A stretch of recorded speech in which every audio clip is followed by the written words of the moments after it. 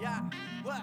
Ha, the flowing Dutchman, yeah, the flowing Dutchman. I'm Mr. Paperman, I be the flowing Dutchman.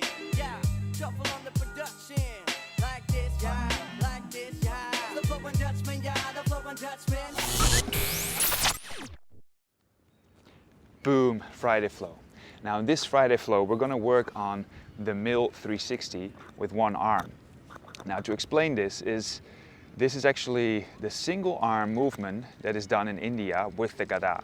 So in India you'll have two moves that they do with the Gada. And then I'm talking about a Gada which has a bamboo handle and a stone at the end. So I'm not talking about the wooden Gadas, I'm talking about the Varanasi style of swinging, which was also the inspiration behind the first Mace. So there's two movements. One is the 300 or the 10-2, and this is done with two hands, and the other one they have a one-handed version where they move over one shoulder. Now within the Dutch flow method, we're giving everything that moves over one shoulder is a mill. Okay, so this is a one-handed mill 360 that moves over one side of the shoulder. Now you need a Gada or a mace without any knurling on it, because we have to slide over the shoulder. Okay, so what we're going to do here is place the mace or Gada on your shoulder.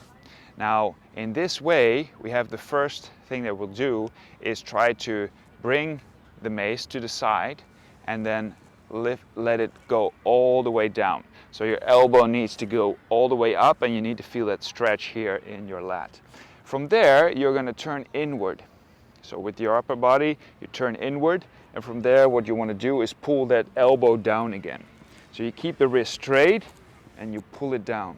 From there you turn back to where you started. So you see that it's kind of a shoulder movement what we're doing here. So you see that the head starts here, it starts having momentum on my left, then it comes back to my right and it pulls back on the right side. So we're creating a full circle. Okay, this is the first part where you just keep contact and you pull in and out. I think this swing is inspired from the Jori, because I've also seen people, I've seen a guru once swing two Gadas like they swing Joris. And this movement is really good and it feels really good on your traps once done properly. Now the further you go with this is that eventually you want to have it without touch. So that means that you'll start to the side, you'll throw it out and let it swing and then pull it back over the shoulder. So this would be with touch, but it's touch and go.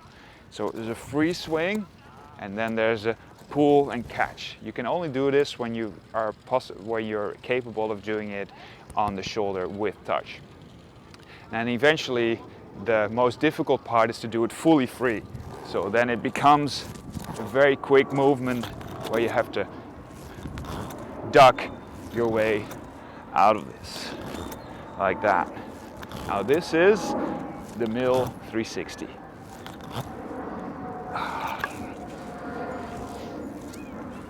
It's a very interesting movement, which has a lot less tricep activation and therefore emphasizes the lat more, because you're not pulling your arm all the way over your head and then back, which allows the tricep to work more.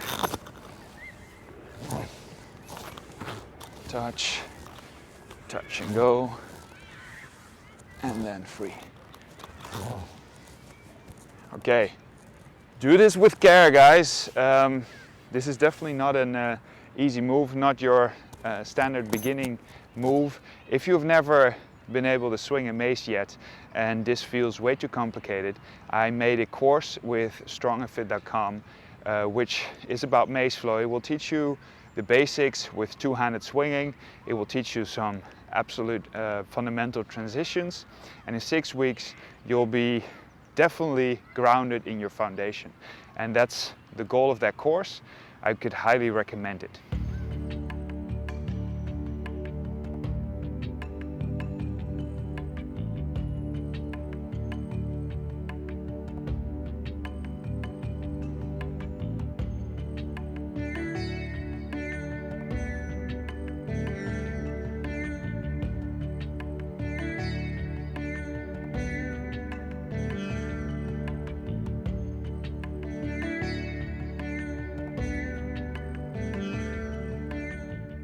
thank you for your attention. It's greatly appreciated. If you like the content, please consider to share, like, and subscribe to my channel. If you want to see similar videos, you can see them over here. If you're interested in learning more from me as a coach, I've got online courses on DutchFlowAcademy.com. Keep flowing, Ram Ram.